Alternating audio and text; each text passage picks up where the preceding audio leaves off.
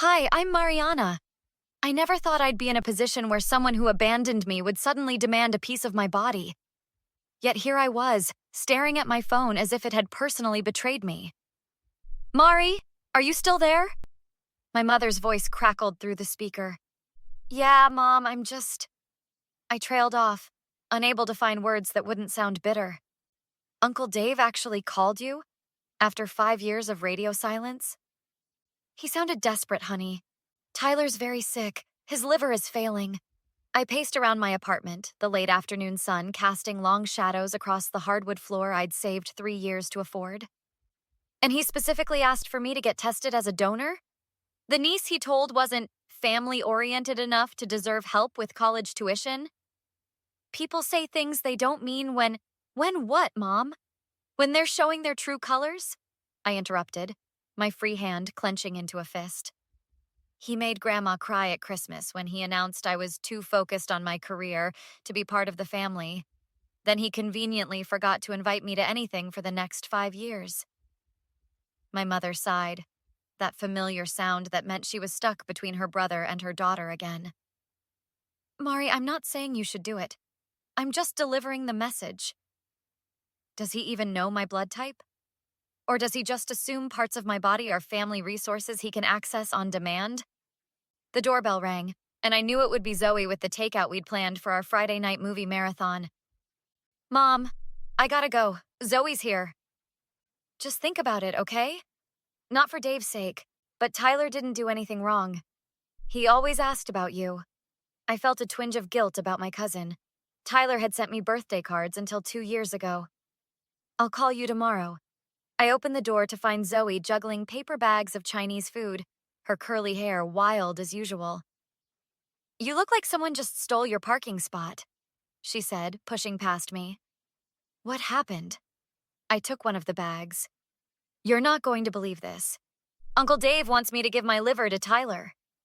Zoe froze halfway to the kitchen.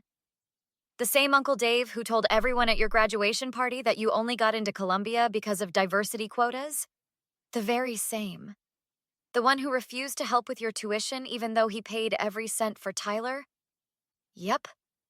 And now he wants a chunk of your liver? Zoe placed the bags on my counter with deliberate care. Please tell me you told him to go harvest someone else's organs. He didn't even have the decency to ask me himself. He called Mom. I started unpacking containers of lo mein and kung pao chicken. Tyler's sick. Liver failure. Zoe's expression softened slightly. That sucks for Tyler.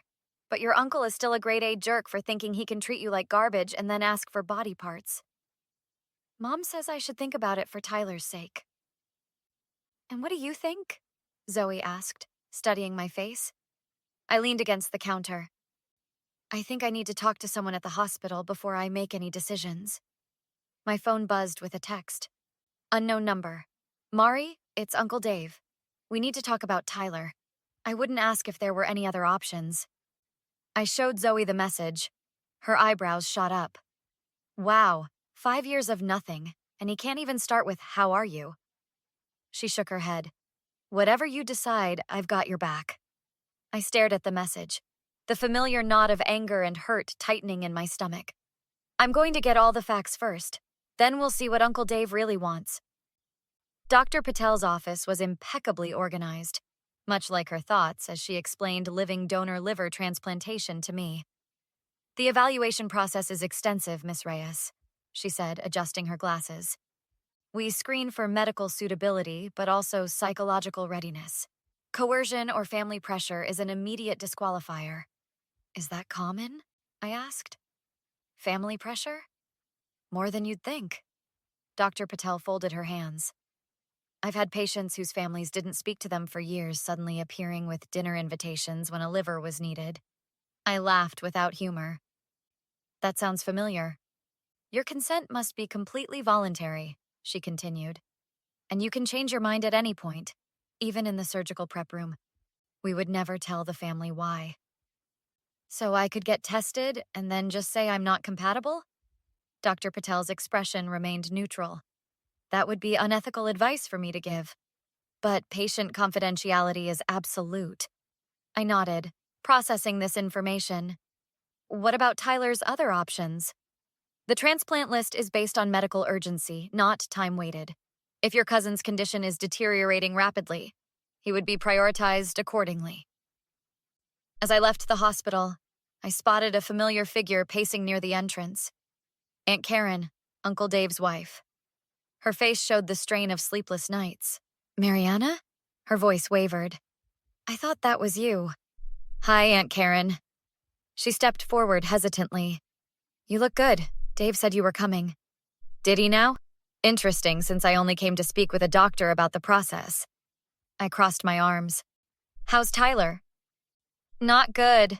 Her eyes welled up. The doctors say his liver function is at 20%.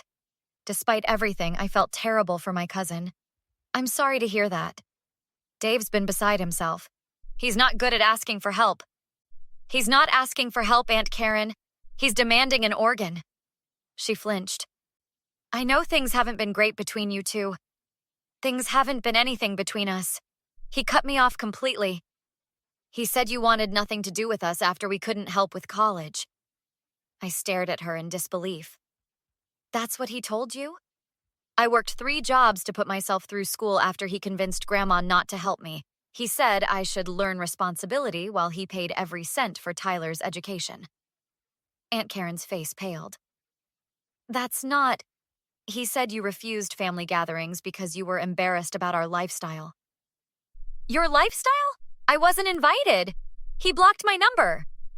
A text alert chimed on my phone. Zoe, found something interesting about Uncle Dave. Call me ASAP. I have to go, I told Aunt Karen.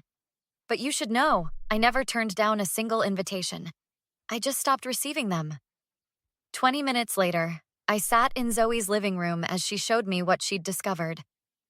Your uncle has been bad-mouthing you to everyone, she said, pointing to social media screenshots. Look at these comments on family photos. Shame Mariana thinks she's too good for family gatherings. Some people forget where they came from once they get fancy degrees. That manipulative? I cut myself off, too angry to continue. And get this, Zoe continued. I talked to your cousin Ella. She said Uncle Dave told everyone you specifically asked not to be invited to family events because you were embarrassed by their simple lifestyle. My mother called just then. Mari, I've been thinking about this whole situation with Dave. Mom, did you know what he's been saying about me to the family? A pause. I suspected, but I didn't want to make things worse. Zoe found evidence. He's been lying about me for years. My mother's voice hardened. That stops now. I'm coming with you to see him tomorrow. I've been thinking, I said slowly, about how to handle this. What are you planning? Zoe asked after I hung up. The truth, I replied, delivered with witnesses. The hospital cafeteria was neutral territory. I arrived with my mother and Zoe, finding Uncle Dave and Aunt Karen already seated at a corner table. Uncle Dave stood when he saw us, his posture radiating entitlement. Mariana, thank you for coming. His voice had that forced warmth I remembered from childhood, when he was about to ask for something. Let's skip the pretense, I replied. You need something from me. Now that's not fair, he began. Isn't it? My mother cut in. You haven't spoken to my daughter in 5 years, Dave. Uncle Dave's expression hardened. Jessica, this isn't about old grievances. My son is dying. I'm sorry about Tyler, I said sincerely. But why me specifically? You're the closest match, Aunt Karen explained quietly. Have you been tested? I asked my uncle. He shifted uncomfortably. My blood type isn't compatible. I nodded slowly. I spoke with Dr. Patel about living donation. Uncle Dave's face brightened. So you'll do it? Mari, this means... I didn't say that, I interrupted. I'm still processing the fact that after years of silence, your first contact is to ask for part of my liver. What do you want? An apology? He snapped. Fine, I'm sorry we lost touch. Lost touch? You systematically excluded me and told everyone I was the one who didn't want to come. Aunt Karen looked stricken. Dave, you said she didn't want... She's twisting things, Uncle Dave insisted. This isn't the time for family drama. A new voice joined the conversation. Dad? What's going on? We turned to see Tyler in a wheelchair, looking jaundiced and thin. Mariana. His face lit up. They didn't tell me you were coming. Is Mariana getting tested? Tyler asked, hope in his voice. We're discussing it, my uncle said tightly. What's there to discuss? Tyler looked confused. You said Mariana agreed weeks ago? The cafeteria seemed to freeze. You told him I already agreed? I stared at my uncle in disbelief. When did you even contact me weeks ago? I was going to, Uncle Dave stammered. I just wanted Tyler to stay positive. Tyler looked between us, confusion turning to understanding. You didn't know anything about this, did you, Marie? I shook my head. And all those times you supposedly couldn't come to family events? I was never invited, Tyler. My cousin turned to his father. Dad, what did you do? I did what was necessary. Uncle Dave's voice rose. Mariana turned her back on us with her stuck-up attitude. That's not true, my mother interrupted. You turned your back on her. Uncle Dave slammed his hand on the table. She owes us this, after everything we've done. He lunged toward me, finger jabbing the air. You'll regret this, you ungrateful... 2 security guards appeared almost instantly. Sir, you need to calm down. Get your hands off me, Uncle Dave shouted as they restrained him. She's killing my son. A week later, I sat beside Tyler's transplant coordinator, Dr. Chen, at the ethics committee meeting. We have concerns about the family dynamics, she explained. The donor candidate reports significant coercion, including threats made in front of hospital staff. Ms. Reyes, what outcome are you seeking? The committee chair asked. I want to be evaluated as a potential donor with complete confidentiality from my uncle and a restraining order to prevent him from contacting me. The committee approved both requests. 3 days later, I sat with Tyler in his hospital room. The restraining order had been granted.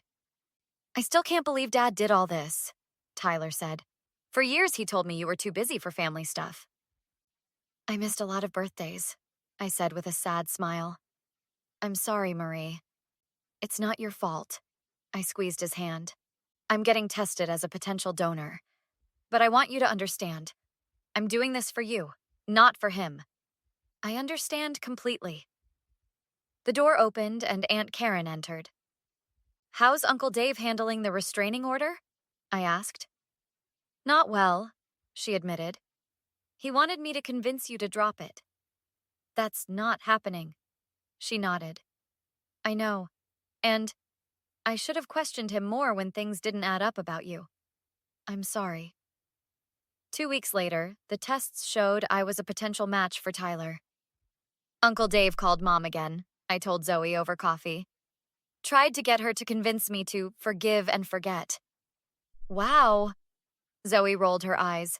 The audacity. He doesn't know I'm being evaluated. The hospital's keeping it confidential. My mother joined us. I've informed the entire family about what really happened these past 5 years. His reputation isn't doing so well. Good. Zoe nodded approvingly. A month later, I woke up in recovery. The liver donation had been successful. Tyler? I asked my mother, who sat beside my bed. Doing well. The surgery went perfectly. Uncle Dave? Not allowed anywhere near you. He tried to visit while you were in surgery. Security removed him. 2 days later, Aunt Karen came to my room. Tyler's awake. He's asking for you. She hesitated. Dave wants to talk to you. He says he's grateful. No, I said simply. Mariana, he's still Tyler's father. Family doesn't cut you off for years and then demand your organs, I interrupted. I did this for Tyler, not for him.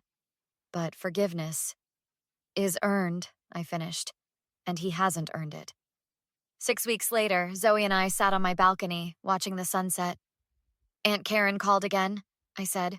Uncle Dave wants to have a family dinner. Says he wants to thank me properly. Are you going? Zoe asked. No. My mother and I are having Tyler over instead.